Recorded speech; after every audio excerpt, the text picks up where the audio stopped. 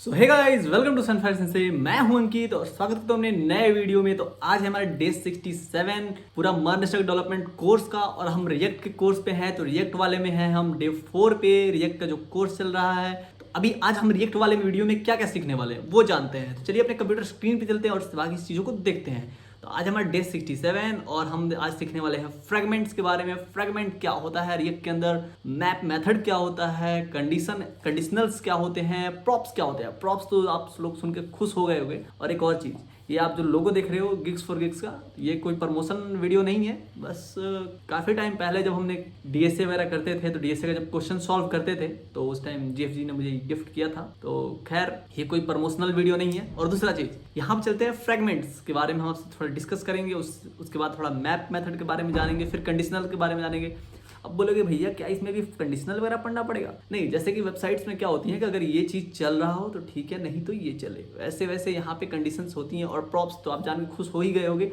जो थोड़ा बहुत रिएक्ट का आइडिया रखते होंगे वो जान रहे होंगे, जो नहीं जान रहे हैं उनके लिए तो मैं हूँ ही, मैं बताने के लिए। तो स्टार्ट करते हैं इन सारी चीज़ों को। और पहला जो चीज़ है हमारे पास, फ्रेगमेंट। ठीक है, अब आप बोलोगे फ्रेगमेंट क्या होता है, तो मैं क्या करता हूँ, थोड़ा अपना इंटरनेट कनेक्ट कर लूँ। मेरा लैपटॉप से इंटरनेट चला गया और हमारा इंटरनेट आ चुका है। और हम चलते हैं अपने VS कोड की तरफ। ठीक है, अपने ये जो हमारा फोल्डर था, इसको हम करते हैं राइट क्लिक और ओपन विथ कोड कर लेते हैं। ओपन विथ विजुअल स्टूडियो नहीं करना है, ओपन विथ कोड करना है। ओपन विथ कोड करते हैं तो हमें जो भी फाइल्स हैं वो यहाँ दिख जाएंगी। हमारे जितने भी फाइल्स हैं, ये हमारा पुराना फोल्डर है, ये खुला हुआ है, इसको हम कट कर लेते हैं, जो भी चीज़ें हैं। ठीक है, उसके बाद हम इसको क्लोज करते हैं, टू डू को हम बंद कर दिए। अब ये जो है हमारा डे 67 नाम से हमारा फोल्डर बन चुका है। हमने पहले ही बना दिया था वीडियो शुरू करने से पहले। आप बोलोगे कहाँ से इंडिविजुअल खुद से बन के कैसे आ गया? ठीक है, इसके अंदर चलते हैं, हम क्रिएट करते हैं अपने रिएक्ट का ऐप एज यूजुअल, जो कि ये हमारा फेवरेट काम है, जो कि सबसे बेसिक चीज़ है और ये हम अच्छे से सीख चुके हैं। तो कैसे क्रिएट करते हैं, लिखते हैं क्रिएट। उससे पहले हमें एक चीज़ लिखना होता है npm, यानी node module node package manager. ठीक है, npm। उसके बाद लिखते हैं क्रिएट, उसके बाद लिखते हैं void@latest। ठीक है, एंटर करते हैं। तो क्या होता है कि थोड़ा सा टाइम लगता है। उसके बाद से हमसे पूछते हैं हमारा प्रोजेक्ट का नाम, तो हम सिंपल से यहाँ कोई प्रोजेक्ट का नाम दे देते हैं। देखो एक गलती हमसे क्या हो गई कि हम अभी अपने डायरेक्टरी में नहीं गए, तो इसको हमें करना होगा कट। जो भी चीज़ें हैं भैया तुम डिलीट हो जाओ। पहले हम लिखेंगे cd लिखा। उसके बाद हमें जाना है डे 67 वाले फोल्डर में। उस फोल्डर में ना हमें बनाना है, तो हम लिखेंगे cd डे 67। ठीक है, हम आ गए अपने डे 67 वाले फोल्डर में। अगर हम यहाँ आके ls करते हैं तो हमें कुछ नहीं मिलेगा, क्योंकि इसके अंदर कुछ नहीं है। ठीक है, उसके बाद क्या करना होगा, हमें यहाँ लिखना होगा npm create void@latest। ठीक है, देखो यहाँ पे आ गया स्पेस, तो स्पेस को नहीं रखना है, लेटेस्ट। ठीक है, उसके बाद एंटर करेंगे। क्या होगा, थोड़ा सा टाइम लगेगा। उसके बाद हमारा जो रिएक्ट का प्रोजेक्ट है वो आ जाएगा। तो हम यहाँ पे प्रॉप्स नाम दे देते हैं, लिखते हैं प्रॉप। ठीक है, उसके बाद से एंटर किया तो हमसे पूछ रहा है किस फ्रेमवर्क पे बनाना है, तो हमें बनाना है रिएक्ट पे। तो रिएक्ट पे डाल दिया एंटर, फिर लैंग्वेज जावास्क्रिप्ट। जो भी काम है वो यहाँ पे हमारा हो चुका है। अब देखो, अब हमें क्या करना होगा, npm i करना होगा, npm इंस्टॉल लिखना होगा, जिससे क्या होगा कि नोड मॉड्यूल इंस्टॉल होगा। लेकिन हमारे पास एक शॉर्टकट भी है। क्या शॉर्टकट है भैया? Copy paste. कहाँ से करेंगे कॉपी पेस्ट? तो हम इसको मिनिमाइज करते हैं, आते हैं अपने फोल्डर में। और फोल्डर में आने के बाद यहाँ पे क्या करते हैं, आते हैं अपने डे 66 वाले फोल्डर में। इसमें जो है हमारा बूटस्ट्रैप में एक होगा नोड मॉड्यूल। ठीक है, नोड मॉड्यूल को यहाँ से करेंगे कॉपी। ठीक है, और आ जाएंगे अपने डे 67 वाले फोल्डर में, और यहाँ पे प्रॉप्स में आके इन सारी चीज़ों को यहाँ पेस्ट कर देंगे। तो देखो क्या होगा कि हमारा जो उतना टाइम लग रहा था इस सारी चीज़ों को डाउनलोड होने में, वो यहाँ हमारा शॉर्टकट हो चुका है। ठीक है, ये मतलब एक अच्छा तरीका नहीं है, लेकिन हम टाइम बचाने के लिए ये चीज़ें कर रहे हैं। कभी कभी वो चीज़ें भी करनी होती है जो आप ना करना चाहो, जो सही नहीं है, लेकिन वो बेनिफिट आपके लिए है तो आप कर सकते हो। इसका कोई गलत मतलब मत ले लेना। ठीक है, तो यहाँ पे ये सारी जो चीज़ें हैं वो कॉपी हो रही है। जो 8559 जो फाइल्स हैं उन्हें हमें इंस्टॉल नहीं करना पड़ा, ये बाय डिफॉल्ट आ गई। अब फिर भी हम इस चीज़ को चलाएं तो बिल्कुल चलेगा, ऐसा नहीं है कि नहीं चलेगा। ठीक है, लगभग ये जो फाइल है कॉपी हो चुका है, तो ये हो गया कॉपी कंप्लीट। हम यहाँ पे रिफ्रेश करते हैं एक बार, तो ठीक से एडजस्ट हो गया। अब इसको हम कट कर देते हैं, आते हैं अपने VS कोड में। और VS कोड में आने के बाद हमें क्या लिखना होगा, cd props, यानी कि जो प्रॉप्स वाला फाइल है उसके अंदर जाना होगा। हम लिखेंगे cd props और प्रॉप्स वाले फोल्डर के अंदर आ गए। लेकिन देखो यहाँ पे हमें दे दिया एरर, क्योंकि हमने यहाँ पे स्पेलिंग लिख दिया है गलत। तो हम फिर से लिखेंगे cd props। ठीक है, एंटर करते हैं, तो आ चुके अपने प्रॉप्स वाले फोल्डर में। अब हम यहाँ सीधे लिख दिए npm run dev। ठीक है। अब देखो डायरेक्ट हमारा यहाँ से सर्वर स्टार्ट हो जाएगा, तो हम थोड़ा सा इसको साइड कर लेते हैं और इसको एडजस्ट कर लेते हैं और यहाँ पे आके कंट्रोल पे क्लिक करते हैं और माउस बटन को क्लिक करते हैं। हमारा जो लोकल होस्ट का जो सर्वर है वो आराम से खुल चुका है, ठीक है। तो अब देखो यहाँ तक हमने सीखा कि हम कॉपी पेस्ट से भी काम चला सकते हैं अगर बाई चांस हमारा इंटरनेट कनेक्शन चला जाता है तो, ठीक है। तो ये है हमारी निंजा टेक्निक। अब आते हैं अपने फोल्डर्स के अंदर। हम आते हैं अपने SRC के अंदर, यहाँ क्या करते हैं index.css को हम यहाँ से उठाते हैं और एक हमारे पास ऑप्शन होता है डिलीट का, तो डिलीट कर देते हैं, ठीक है। उसके बाद अगर पेज को रिफ्रेश करें तो फिर भी कौन है, तभी देखो यहाँ पे सारी चीजें गायब हो चुकी है। हम आते हैं अपने app.jsx में और यहाँ से कंट्रोल A करके सारी चीजों को सेलेक्ट करते हैं, फिर यहाँ पे एंटर कर देते हैं, यानी सब कुछ गायब। देखो यहाँ पे हम जादू कर दिए, एक बार में सबको गायब कर दिया। आई एम थेनोस तो खैर आधे को गायब किया था, मैंने पूरे को गायब कर दिया। इसको सेव करते हैं, फिर आते हैं अपने app.css में, यहाँ से कंट्रोल A करते हैं और स्पेस क्लिक करते हैं, तो इससे क्या होगा, सारी चीज़ों को गायब कर दिया हमने। अब आते हैं अपने टॉपिक पे। तो टॉपिक पे आने से पहले हम कुछ चीज़ों को इंपोर्ट करेंगे, तो हम चलेंगे main.jsx में और यहाँ पे आके पहले हमें क्या करना होगा, बूटस्ट्रैप को इंस्टॉल और उसको इंपोर्ट। तो मान लो कि आपका टर्मिनल में कुछ ऐसा अगर शो हो रहा हो, आप बोलोगे कि मुझे इंस्टॉल करने कोई ऑप्शन नहीं आ रहा है, तो यहाँ एक ऑप्शन होता है प्लस का, तो आप प्लस पे क्लिक करोगे तो आपके लिए नया टर्मिनल, नया कमांड प्रॉम्प्ट खुल जाएगा। तो यहाँ पे आके आप लिख सकते हो npm, हम इतना मेहनत क्यों करें, हमारे पास जब गूगल ब्राउजर है। तो यहाँ आते हैं, हम लिखते हैं बूटस्ट्रैप लिख के एंटर करते हैं, यहाँ पे आते हैं और चीज़ों को इंस्टॉल कर लेते हैं। यहाँ से हमने कॉपी किया, फिर यहाँ लाए, पेस्ट कर दिया, एंटर कर देते हैं। क्या होगा कि बूटस्ट्रैप जो है वो इंस्टॉल हो जाएगा। तब तक हम क्या कर लेते हैं, इसको इंपोर्ट कर लेते हैं। लिखते हैं इंपोर्ट लिखा, फिर लिखेंगे हमें क्या, हमें लिखना होगा बूटस्ट्रैप, तो लिखेंगे बूटस्ट्रैप। उसके बाद हमें देना होगा /dist/css, फिर स्लैश, फिर बूटस्ट्रैप .min.css, ठीक है। तो ये जो है हमारा बूटस्ट्रैप जो है वो आ चुका है, हमारा मतलब इंस्टॉल हो चुका है। हम इसको थोड़ा नीचे कर लेते हैं। उसके बाद आता है अपने app.jsx में। अब देखो, अब हम चलते हैं अपने बूटस्ट्रैप पे, अपना दूसरा ब्राउजर खोल ले।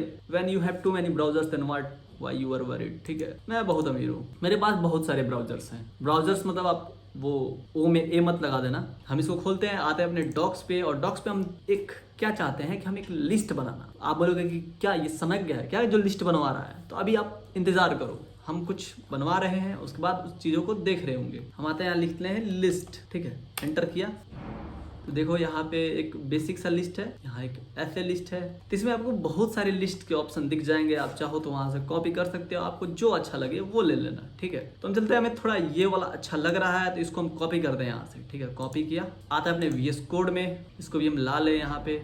और यहाँ पे क्या लिखते हैं, कॉपी करने से पहले हमें तो फंक्शन डिक्लेयर करना होगा, तो हम यहाँ लिखेंगे फंक्शन लिखा। उसके बाद से नेम क्या दे देते हम, यहाँ नेम देते हैं ऐप, फिर पैरामीटर्स को रखते हैं खाली, फिर यहाँ रखते हैं रिटर्न, फिर यहाँ आके एक्सपोर्ट कर लेते हैं, लिखते हैं एक्सपोर्ट डिफॉल्ट ऐप, ठीक है।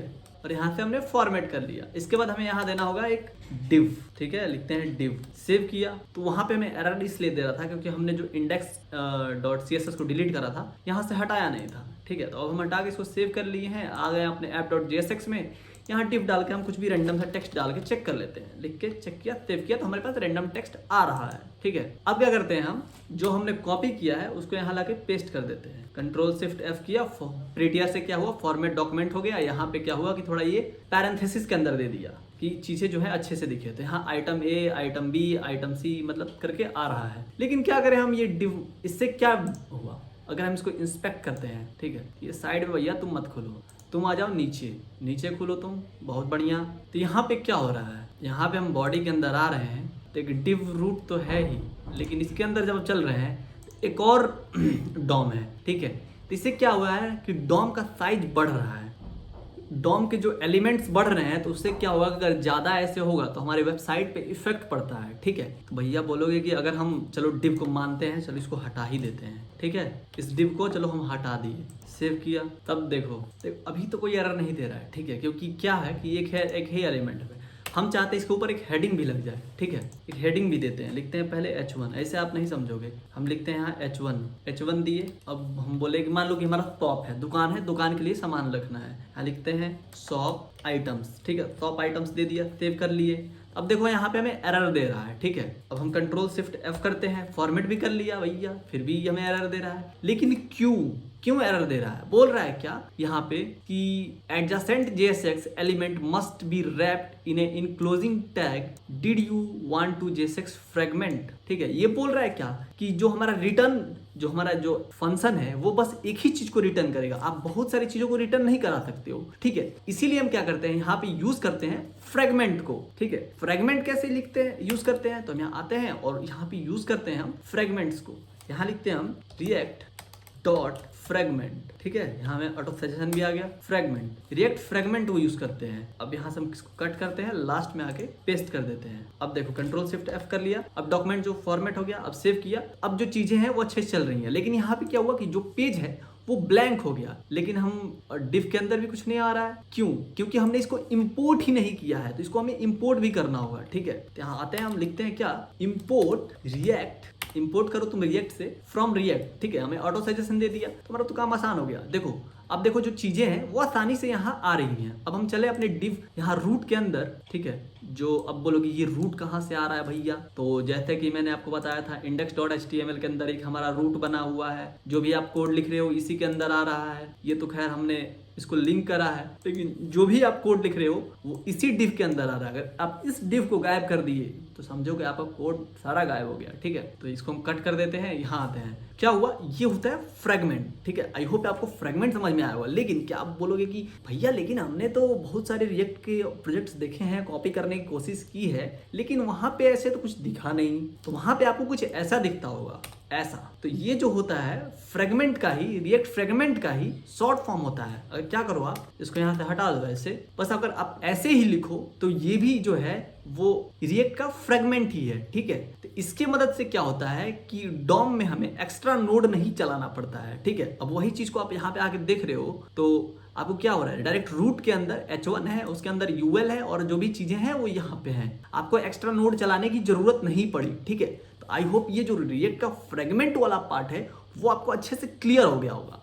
ठीक है, तो रिएक्ट फ्रेगमेंट तो हमारा भैया क्लियर हो चुका है। तो क्या अब क्या करें, तो अब हम सीखेंगे मैप। ठीक है, मैपिंग को सीखेंगे, मैप मेथड को सीखेंगे रिएक्ट के अंदर। बोलोगे मैप मेथड क्या है, मैप मेथड क्या है भैया, तो मैप मेथड को हम कह सकते हैं कि कन्वर्टर, एक टाइप का कन्वर्टर, यानी कि जो भी हमारा डाटा है उसको UI पे कैसे उसको शो करता है। मान लो कि आप कुछ डाटा दे रहे हो तो आपको रिएक्ट का काम क्या है, जो चीजें हैं उसको शो करना UI पे। ठीक है, तो उसको हम यूज करते हैं। अब मान लो कि यहाँ पे कुछ एलिमेंट्स हैं, मान लो कि हमारे दुकान में कुछ कुछ सामान है, पहले हम उनको लिख लेते हैं यहाँ पे। अब ऐसे ये मत समझ लेना कि मेरा सच में दुकान है, मेरा कोई दुकान वुकान नहीं है, आपका मेरा दुकान आप ही लोग हैं। ठीक है, तो हम आते हैं, कुछ कुछ चीजें हैं वो लिख लेंगे, खैर छोड़ो रेंडम सा, खैर जो पहले था वही ठीक था। तभी मेरा दुकान में खाली जगह है, कुछ सामान नहीं है, तो ये सब मजाक की बात है। अब हम आते हैं कि हमारे पास कुछ एक एरे है। ठीक है, उसमें क्या है कि हमारा दुकान का सब सामान रखा हुआ है, वहां से क्या करना है, हमें इस पे शो करना है। ठीक है, तो जैसे कि हम क्या करते हैं, इन सारी चीजों को हटा देते हैं,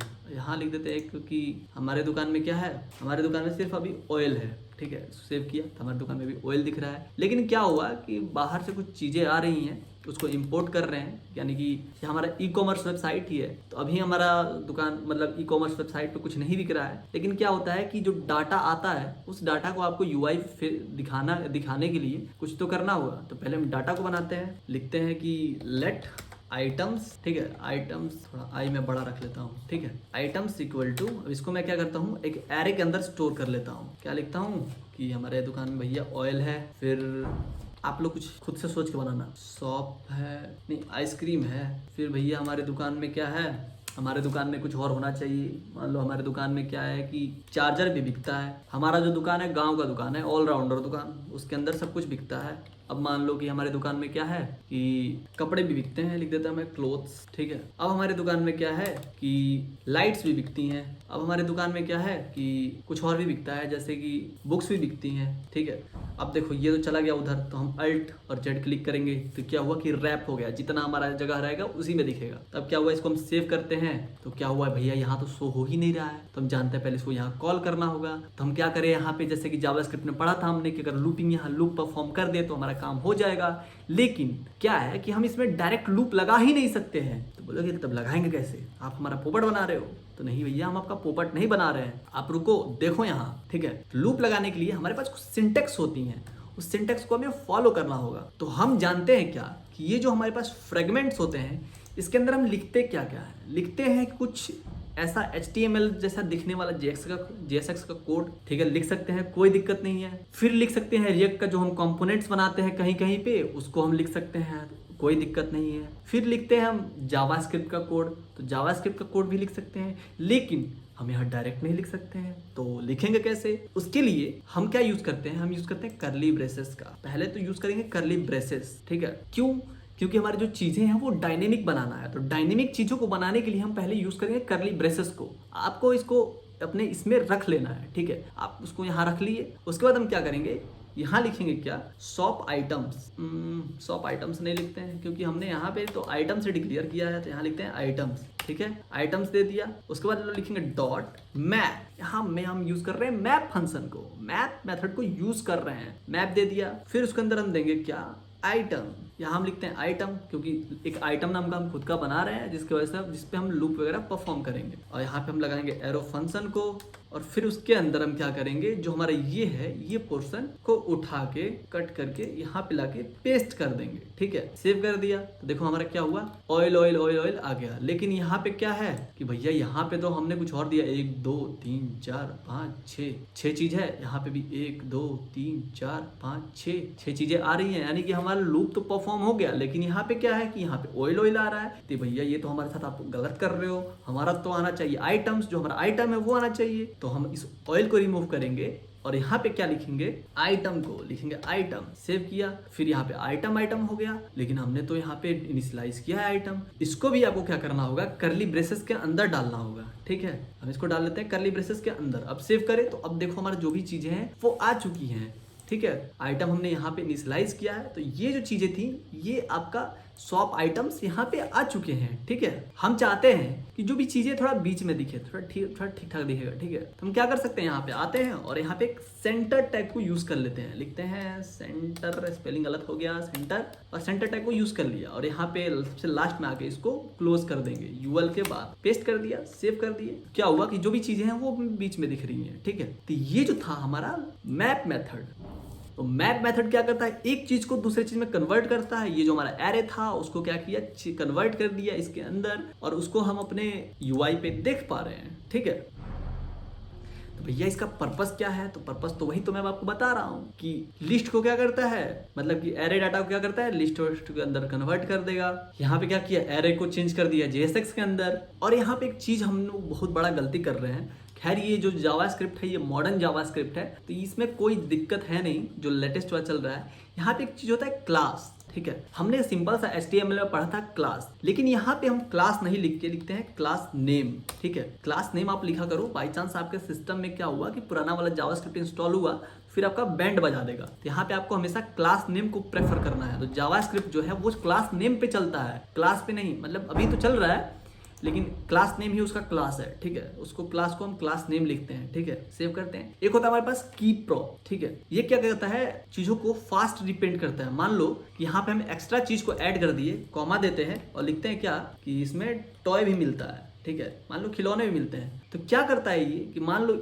ऐसे हम जब करते हैं तो क्या होता है कि जो जितने भी चीजें होती हैं उसको दोबारा से रिपेंट करता है। जैसे कि आप नेटफ्लिक्स के वेबसाइट पर जाते हो, नेटफ्लिक्स के या अमेजोन के या फ्लिपकार्ट पे या स्नैपडील पे, स्नैपडील तो खैर अब चलता ही नहीं है। इन सारी वेबसाइट्स पे क्या होता है कि जैसे कि जो भी चीजें हैं, मान लो कि उसमें कुछ नया एलिमेंट ऐड करना है, तो क्या उस सबको डिलीट करके फिर दोबारा से चलाएगा। इसमें तो बहुत सारा टाइम लगेगा, बहुत सारा एनर्जी लगेगा। खैर हमारा नहीं, कंप्यूटर का, हमारे जो सर्वर का, तो जो हमारा एल्गोरिथम थोड़ा स्लो हो जाएगा। इसके लिए हम क्या करते हैं, यूज करते हैं की प्रॉप्स को। जैसे कि तो उसमें क्या करता है बस कि वैसे ही को कॉपी करता है और बना देता है, नया ऐड कर देता है।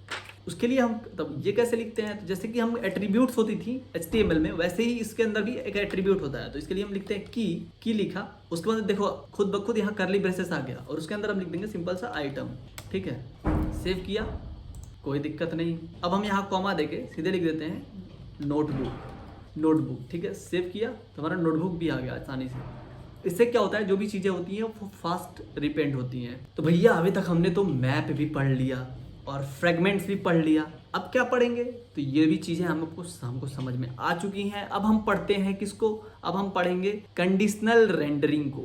यानी कि जो भी चीजें हैं जैसे कि लूप लगाना, जैसे कि यहाँ पे हमने देखा कि लूप तो डायरेक्ट लगा नहीं सकते हैं। इफ एल्स वाला कंडीशन, वो सारी चीजें कैसे होंगी। मान लो कि अगर हमारा शॉप में कोई सामान है ही नहीं, मान लो कि मैं क्या करता हूँ, इसको फिलहाल एक और बनाता हूँ, let item is equal to कुछ नहीं रखते हैं इसमें, ठीक है। और इसको क्या करते हैं, कमेंट कर देते हैं। सेव किया तो देखो यहाँ पे तो ब्लैंक दिखा रहा है। यहाँ पे हम चाहते हैं शो करना कि शॉप इज एम्प्टी और शॉप इज क्लोज, ठीक है। तो ये कैसे होगा भैया, तो यहाँ पे अगर हम लिखें कि शॉप इज क्लोज तो क्या होगा कि ये दोनों चलने लगेगा। हम चाहते हैं बस एक चले एक ना चले। हम चाहते हैं यहाँ पे कि जब हमारे दुकान में सामान हो तो दुकान खुला हो, नहीं तो बंद हो, ठीक है। उसके लिए हम क्या करते हैं, यूज कर सकते हैं कंडीशनल स्टेटमेंट का, इफ एल्स वगैरह जो आपने पढ़ा था उसको यूज कर सकते हैं। लेकिन उसको यूज कैसे करेंगे, डायरेक्ट तो यूज कर नहीं सकते हैं। जैसे कि हमने अपने स्टेटमेंट में कहा है, हम साक्षात कहे थे आपसे कि नहीं हो सकता है तो नहीं ही होगा। इन फ्यूचर अगर हो तो हमारी गलती नहीं है, लेकिन अभी का जो मॉडर्न टेक्नोलॉजी चल रहा है उस बिहाव पे तो नहीं ही है। तो चलते हैं उसको करके देखते हैं कैसे करेंगे। उसके लिए हम क्या कर सकते हैं, यहाँ पे आते हैं और लिखते हैं इफ आइटम का जो लेंथ है, आइटम्स डॉट लेंथ अगर इक्वल टू जीरो है, तुम क्या करो, रिटर्न कर दो एक H3 हेडिंग कि शॉप इज क्लोज। लेकिन इसे हमें पुट करना होगा जस्ट फंक्शन के नीचे, ठीक है। इसको सेव करते हैं तो अभी क्या आ रहा है, शॉप इज क्लोज। वही हम क्या करें, इसको हटाते हैं और इसको कमेंट कर देते हैं, सेव करते हैं तो हमारे सारे आइटम्स आ रहे हैं। लेकिन हम क्या चाहते हैं कि शॉप इज क्लोज जो है चीजें हैं, अगर इसको हम क्या करते हैं H4 कर देते हैं, ठीक है। सेव किया। अब हम चले थोड़ा इसको कमेंट हटा के देखते हैं और कमेंट लगा दें यहाँ पे। सेव किया तो यहाँ जो चीजें दिख रही हैं शॉप इज क्लोज, वो हमारा शॉप आइटम्स के नीचे दिखे, ठीक है। हम शॉप आइटम को कर देते हैं शॉप स्टेटस, ठीक है। हम जो चाहते हैं चीजें वो क्या हो कि इसके अंदर दिखे, मतलब कि शॉप स्टेटस में दिखे कि शॉप इज क्लोज, या फिर दिखे कि शॉप में कुछ आइटम्स हैं, ठीक है। तो ऐसे तो अभी हो नहीं रहा है, लेकिन अभी दिख रहा है कि शॉप इज क्लोज है, नहीं तो शॉप खुला है तो शॉप में कुछ आइटम्स हैं, ठीक है, शॉप का स्टेटस। तो यहाँ पे हम यूज करते सकते हैं टर्नरी ऑपरेटर को। टर्नरी ऑपरेटर आपने सुना ही होगा, जैसे जिसमें क्वेश्चन मार्क का साइन लगा रहता है, ठीक है। उसको हम कैसे यूज कर सकते हैं, तो उसके लिए हम क्या कर सकते हैं, फिलहाल तो इसको हम कमेंट करते हैं, ठीक है। उसके बाद हम आते हैं यहाँ पे और इसके नीचे यहाँ पे हम यूज करते हैं, क्योंकि हमें डायनेमिक बनाना है तो हमें सबसे पहले चीजों करली ब्रेसेस रख डालना होगा। उसके बाद हम लिखेंगे items dot length is equal to 0 question mark. तो तुम एक H4 दे दो, यहाँ पे H4 दे दो, शॉप इज एम्प्टी, ठीक है। और उसके बाद क्या कर दो, तुम रिटर्न कर दो नल को, ठीक है। सेव किया तो देखो यहाँ पे आ रहा है shop status shop is empty. अगर वही हम क्या करें कि यहाँ से इसको हटा देते हैं, यहाँ लगा देते हैं, सेव किया तो इतनी सारी चीजें आ गई। तो ऐसे हम यूज कर सकते हैं टर्नरी ऑपरेटर को भी अपने रिएक्ट के अंदर, ठीक है। तो ये था हमारा कंडीशनल रेंडरिंग। और कुछ चीजों को देखते हैं हम, आइए मजा आएगा। तो यहाँ पे हम क्या कर सकते हैं कि इसका कुछ अलग फंक्शन भी बना सकते हैं, ठीक है। तो हम आते हैं अपने SRC के अंदर, यहाँ क्रिएट करते हैं न्यू फोल्डर लिखते हैं कंपोनेंट। और एक बात आप ध्यान रखना, आप हर चीज के लिए कंपोनेंट मत बना लेना। कंपोनेंट सिर्फ उसी चीज के लिए बनाना जो कि आपको लग रहा हो कि इसको आप बार बार सब जगह यूज कर सकते हो। मतलब 3-4 जगह आप यूज करना हो तो 3 जगह यूज करना हो, तभी आप क्या करना कि कंपोनेंट्स को बनाना। ऐसे बना लोगे कंपोनेंट्स को तो फिर उसका कोई फायदा नहीं रहेगा, फिर बात तो वही पड़ जाएगी। तो हम कंपोनेंट्स बनाते हैं, यहाँ पे बनाते हैं एक एम्प्टी के लिए कंपोनेंट कि जब हमारा शॉप है एम्प्टी है तो उसके लिए हम यहाँ लिखते हैं m.jsx, ठीक है। उसके बाद हम यहाँ क्या करते हैं कि फंक्शन बनाते हैं, लिखते हैं फंक्शन। या इसको बनाने से पहले मैं आपको एक और चीज बताता हूँ। हम आते हैं, इसको हम डायरेक्टली क्या कर सकते हैं, एक लेट के अंदर, मतलब एक वेरिएबल के अंदर डिक्लेयर कर सकते हैं, let empty is equal to, ये जो चीज है यहाँ से यहाँ तक इसको कट करके यहाँ लाके पेस्ट कर सकते हैं, ठीक है। और यहाँ पे हम सिंपल से दे सकते हैं एम्प्टी, ठीक है। सेव किए, फिर भी ये चीज चलेगा। हम क्या करते हैं, इसको हम हटाते हैं और यहाँ कमेंट लगाते हैं, ठीक है। सेव किया, तभी ये जो चीजें हैं वो आराम से चल रही हैं। तो अभी तो हमें एम्प्टी एक ही जगह यूज करना है, इसीलिए हम यहाँ पे ही यूज कर लिए, ठीक है। अब हम आते हैं लॉजिकल ऑपरेटर्स को यूज करने में। तो ये empty.jsx बनाया, हम इसको यूज करेंगे प्रॉप्स में। तो खैर इसको अभी रहने देते हैं, प्रॉप्स जब सीख रहे होंगे, अभी जो थोड़ी देर बाद सीखेंगे तो उसमें इस चीज को यूज करेंगे। लेकिन अभी थोड़ा लॉजिकल चीज को सीखते हैं। यहाँ पे हम इसको एक और तरीके से कर सकते हैं कि यहाँ पे आते हैं हम और सीधे देते हैं करली ब्रेसेस और इसके अंदर लिखते हैं कि आइटम्स का जो लेंथ है डॉट लेंथ, उसमें तुम क्या कर दो, अगर वो 0 के बराबर है तो क्या कर दो तुम इसमें एंड ऑपरेटर लगा दो और यहाँ एक H4 दे दो। ठीक है, कॉपी किया यहाँ से, यहाँ लाके पेस्ट कर लिया। ठीक है, आसानी से हो गया। इसको हम क्या करते हैं, कमेंट करते हैं और फिलहाल इसको हटाते हैं, इसको हम कमेंट कर देते हैं। ठीक है, इसको सेव किया। देखो अभी भी हमारा जो चीजें हैं वो आराम से काम कर रही है। हम इसको डॉक्यूमेंट में फॉर्मेट कर लेते हैं। तो हमारा अभी शॉप क्या है, एम्प्टी है, तो हमारे एम्प्टी का स्टेटस दिखा रहा है। अगर वही क्या हो कि हमारा शॉप में सामान भर जाए तो अब देखो हमारा जो चीजें हैं वो आ रही हैं। अभी फिलहाल हम क्या करते हैं, इसको रहने देते हैं, इसको भी रहने देते हैं। ठीक है, सेव करते हैं। तभी जो भी चीजें हैं हमारी अच्छे से चल रही हैं। तभी तक हमने क्या क्या देख लिया, अभी तक हमने देखा फ्रेगमेंट्स को, क्यों हम फ्रेगमेंट्स को यूज करते हैं यहाँ पे। ठीक है, क्योंकि हमारा जो डॉम है उस पर ज्यादा लोड ना पड़े, उस पर ज्यादा लोड्स ना बने। दूसरा चीज हमने देखा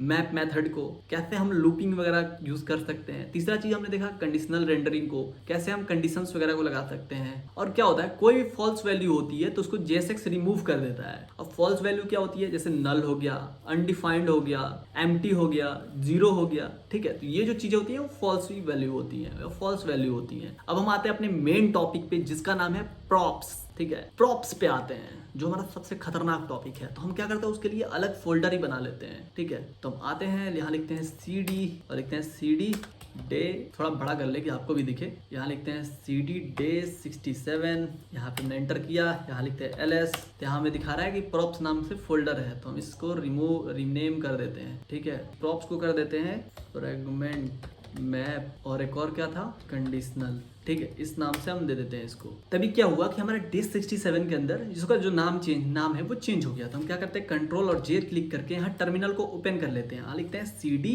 एंटर करते हैं, फिर लिखते हैं CD डे 67, फिर लिखते हैं एंटर, लिखते नहीं है करते हैं, और फिर लिखते हैं LS लिखने के बाद हमारा जो नाम है वो चेंज हो चुका है, लेकिन यहाँ प्रॉप्स भी करके आ रहा है। इस प्रॉप्स को पहले हमें हटाना होगा। लिखते हैं, यहाँ पे आते हैं, क्लिक करते हैं, फिर यहाँ पे डिलीट करते हैं। अब डिलीट हो चुका है। यहाँ लिखते हैं अब LS। क्या हुआ कि अब हमारे पास बस एक ही फोल्डर है, फ्रेगमेंट मैप और कंडीशन के नाम से। अभी हम यहाँ क्या करते हैं, क्रिएट करते हैं न्यू प्रॉप्स के लिए एक फाइल को। यहाँ लिखेंगे क्रिएट से पहले आप एक चीज भूल रहे हो, लिखना होगा npm create void @latest। ठीक है, एंटर किया तो क्या हुआ कि हमारा थोड़ा देर टाइम लगेगा, फिर जो चीजें हैं वो बन के आ जाएंगी। यहाँ लिखना होगा हमें, क्या लिखना होगा, प्रॉप्स। ठीक है, प्रॉप्स लिखा, फिर हम बनाना किस पे, रिएक्ट पे, जावास्क्रिप्ट हो गया हमारा एंड, बात खत्म। और उसके बाद हमें क्या करना होगा, एक निंजा टेक्निक को यूज करना होगा। हम आएंगे अपने फोल्डर में, यहाँ आएंगे अपने डे 67 वाले फोल्डर में, यहाँ से फ्रेगमेंट मैप में आएंगे, नोड मॉड्यूल को यहाँ से कॉपी करेंगे और फिर आगे प्रॉप्स के अंदर इसको पेस्ट कर देंगे। तो ये जब तक पेस्ट हो रहा था तब तक हम क्या करते हैं, अपने बूटस्ट्रैप वाले भैया को यहाँ से उठा के लाके इंस्टॉल कर लेते हैं। ठीक है, यहाँ से हम कॉपी टू क्लिपबोर्ड करते हैं, यहाँ पे आके पेस्ट कर लेते हैं। लेकिन पेस्ट करने से पहले एक और चीज करना होगा, हमें लिखना होगा CD प्रॉप्स। ठीक है, कि हम प्रॉप्स के अंदर आ जाए। उसके बाद से हम इसको लिख के पेस्ट करेंगे तो क्या होगा कि ये इंस्टॉल होगा प्रॉप्स के अंदर। और हम चलते हैं अपने पुराने वाले फोल्डर से, ये जो हमने बूटस्ट्रैप को इंपोर्ट करा था यहाँ से बस कॉपी करते हैं और अपने प्रॉप्स वाले फोल्डर में लाके पेस्ट कर लेते हैं। कब तक लिखते रहेंगे, थोड़ा शॉर्टकट भी तो हम यूज करें। यहाँ पे लाते हैं, इसको एंटर करके पेस्ट कर देते हैं और जो CSS वाला फोल्डर है एज यूजुअल हम यहाँ से कट करते हैं और index.css को यहाँ से अलविदा कर देते हैं। कहते हैं अलविदा तुम कहना और सेव कर लिया सिंपल से। ये इतना टाइम इसलिए ले रहा है बूटस्ट्रैप हमारा क्योंकि अभी जो नोड मॉड्यूल का फाइल है अभी कॉपी हो रहा है। ठीक है, तो जब तक ये पूरा कॉपी हो नहीं जाएगा तब तक ये तो होते ही रहेगा। तो देखो ये जो फाइल है हमारा कॉपी हो चुका है, अब तुरंत हमारा बूटस्ट्रैप भी इंस्टॉल हो जाएगा।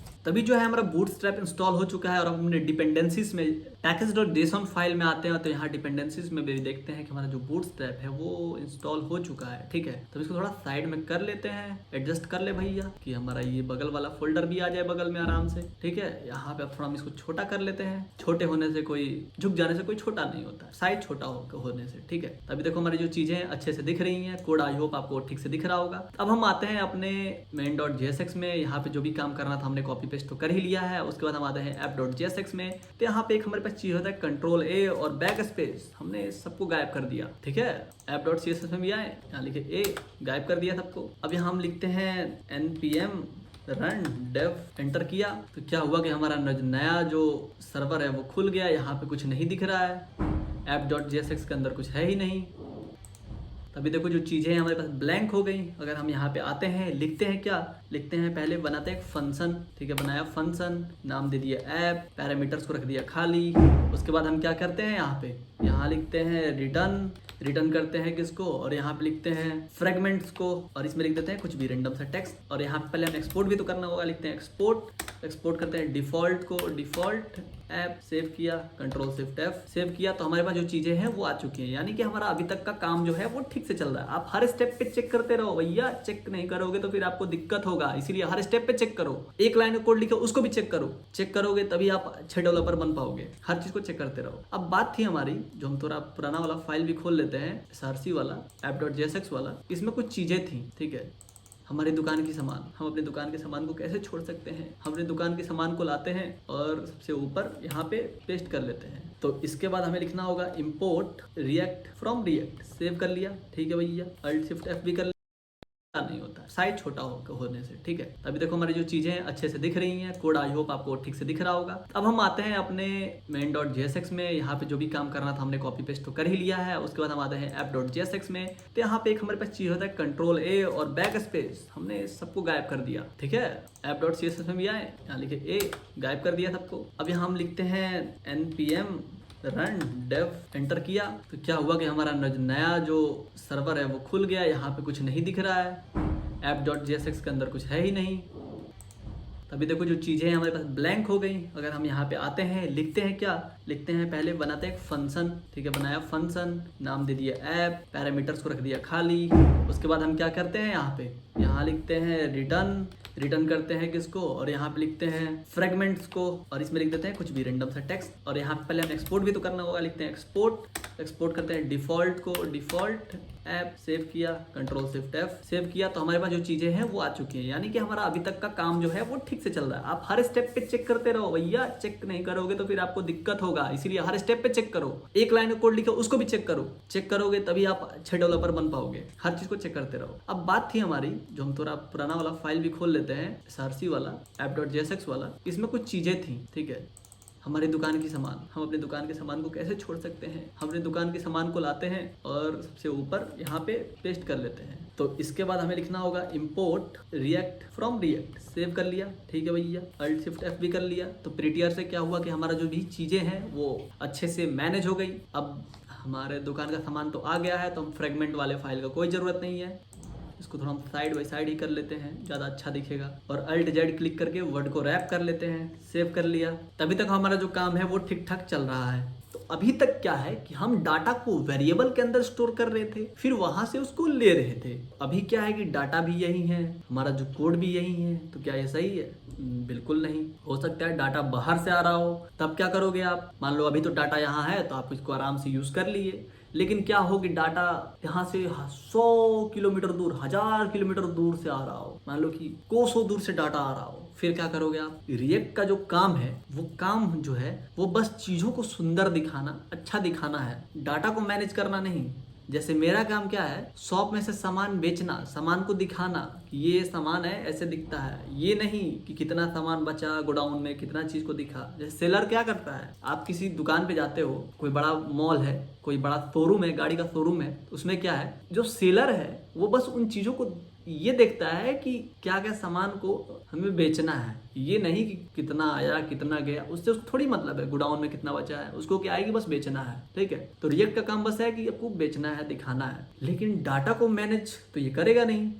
तो बात आता है प्रॉप्स, ठीक है। और जो प्रॉप्स का फुल फॉर्म जो होता है उसको हम कहते हैं प्रॉपर्टीज को ही शॉर्ट में कहते हैं प्रॉप। जैसे किसी कोई बंदा है जिसका नाम है अभिषेक, उसको लोग अभी भी कहते हैं, ठीक है। वैसे ही प्रॉपर्टीज को यहाँ प्रॉप्स भी कहते हैं। इसका मैकेनिज्म क्या होता है, डाटा को ट्रांसफर करना पेरेंट से चाइल्ड के पास, ठीक है। मतलब पापा के पास जो है वो बच्चा भी एक्सेस कर सकता है, पापा देंगे बच्चे को, ठीक है। ऐसे जैसे पापा के पास बहुत पैसा है, पापा के पास तो बहुत पैसा है, तो पापा थोड़े बहुत पैसे मतलब एक बड़े बेटे को दे दिए, एक छोटे बेटे को दे दिए, पापा पैसे को दे रहे हैं। ऐसा नहीं है कि बेटे के पास खुद का पैसा है, पापा दे रहे हैं सबको पैसे। तो यहाँ पे वो प्रॉपर्टीज काम लगती है। कैसे लगती है उसको आगे चल के देखते हैं।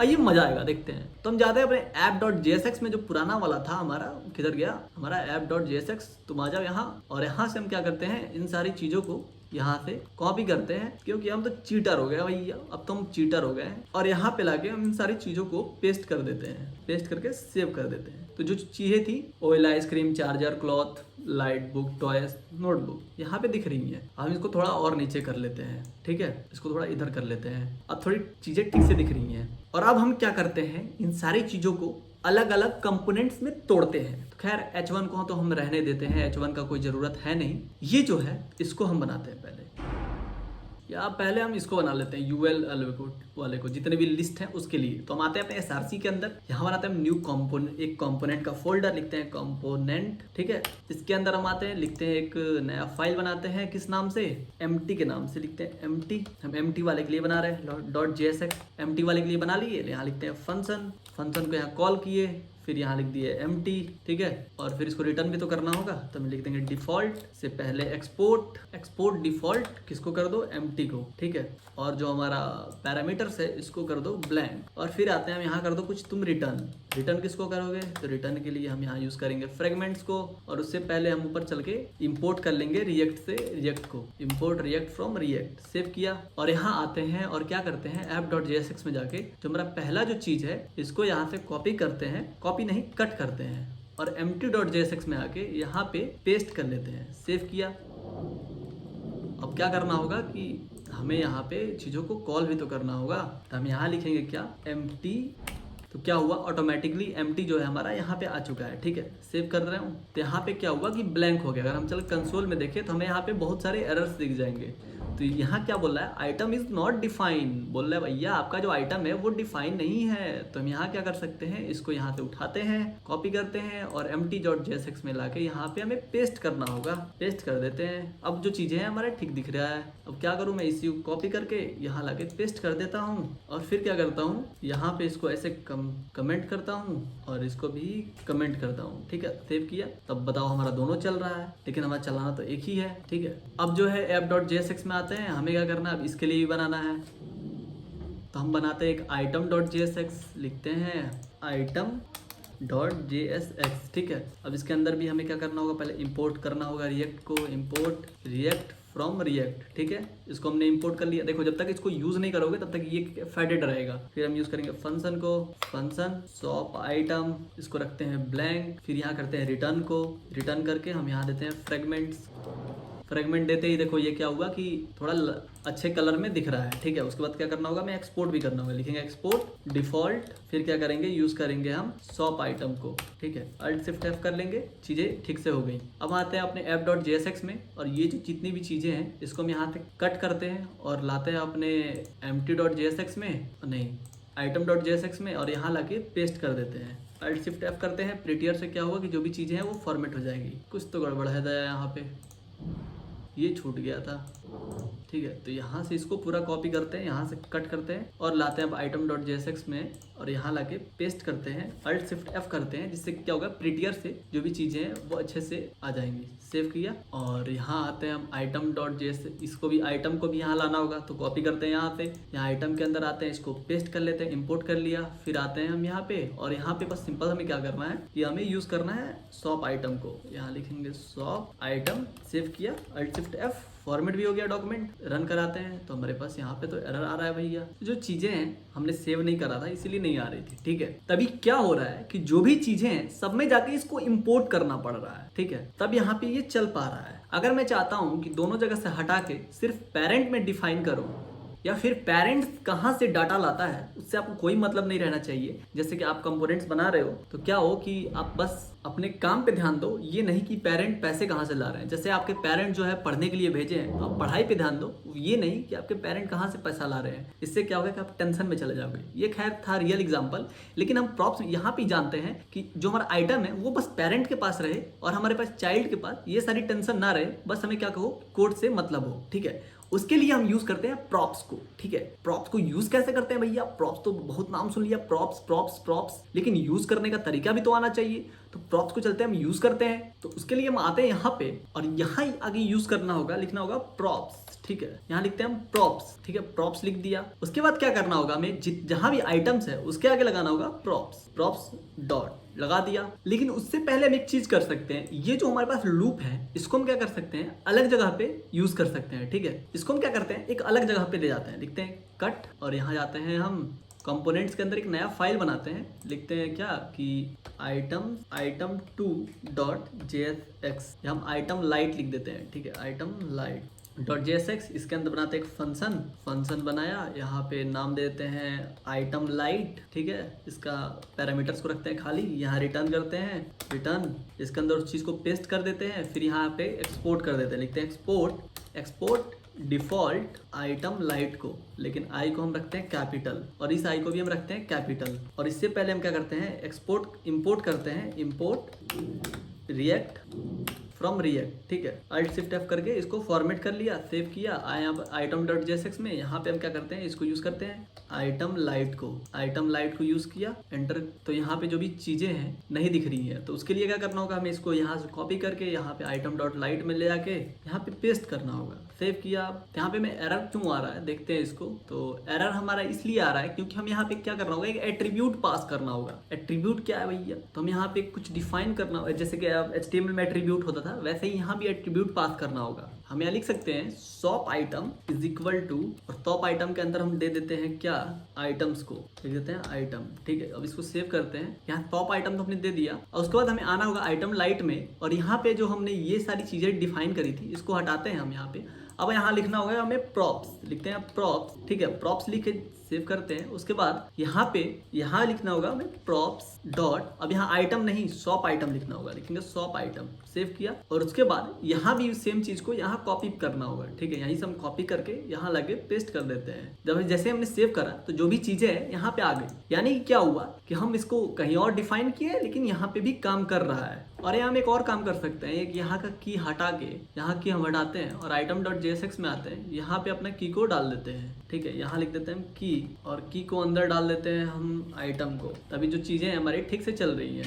और हम जब item.jsx में आते हैं, itemLight.jsx में, तो हमारे पास एक और तरीका होता है। ठीक है, यहाँ पे हम आते हैं, तो हमने प्रॉप्स डिफाइन करा था, उसमें हम लिख देते हैं लेट, और यहाँ लिख देते हैं क्या कि जो हमारा टॉप आइटम है, shop item is equal to, तुम क्या करो, डिफाइन कर दो प्रॉप्स को। तो क्या होगा कि बस हम यहाँ पे आके बस टॉप आइटम ही लिखे, तब भी हमारा काम चल रहा होगा। ठीक है, सेव करते हैं, तभी हमारा काम चल रहा होगा। लेकिन एक और तरीका है हमारे पास, अगर हम इसको कमेंट करके तब आपको यहाँ पे दिखाते हैं, सेव किया तब देखो हमारा सब कुछ गायब हो गया। लेकिन एक और तरीका है हमारे पास, हम क्या कर सकते हैं, इस शॉप आइटम को ही एज ए प्रॉप यूज कर सकते हैं, प्रॉप्स यूज कर सकते हैं। यहाँ से हम प्रॉप्स हटा के इसको डायरेक्ट यूज कर सकते हैं, तभी भी हमारा जो काम है वो आराम से चल रहा होगा। आप प्रॉप्स को और भी तरीकों से ऐसे यूज कर सकते हो। और उसके बाद ये काम हो जाने के बाद हम इसको सेव करते हैं, फिर आते हैं अपने app.jsx में, और यहाँ पे जो भी चीजें थी, जैसे कि यहाँ empty है, तो empty के अंदर हम क्या कर सकते हैं, आइटम नाम से एक चीज को प्लेस कर सकते हैं। लिखते हैं आइटम, एक एट्रीब्यूट को ऐड कर सकते हैं, और यहाँ पे हम दे सकते हैं क्या कि हमारे आइटम का नाम क्या है, यहाँ पे कि आइटम है। ठीक है, इसको हम यहाँ से कॉपी करते हैं और इसके अंदर इसको प्लेस कर देते हैं। ठीक है, पेस्ट कर दिया, और फिर सेम चीज को हम सेकेंड लाइन में भी यूज कर सकते हैं। यहाँ पे आते हैं और इसके अंदर इसको डाल देते हैं। और अब बात रहा कि अब आइटम और एम्प्टी में भी तो करना होगा भैया, यहाँ तो हमने एलिमेंट्स को यूज करा है, तो यहाँ से हम इसको हटाते हैं और यहाँ पे प्रॉप्स में यूज करते हैं। लिखते हैं यहाँ पे प्रॉप्स। ठीक है, और यहाँ आइटम के प्रॉप्स के जगह पे हमें लिखना होगा आइटम्स, और यहाँ भी तो चेंज करना होगा। यहाँ भी हम आते हैं, यहाँ चेंज करते हैं, सेव किया।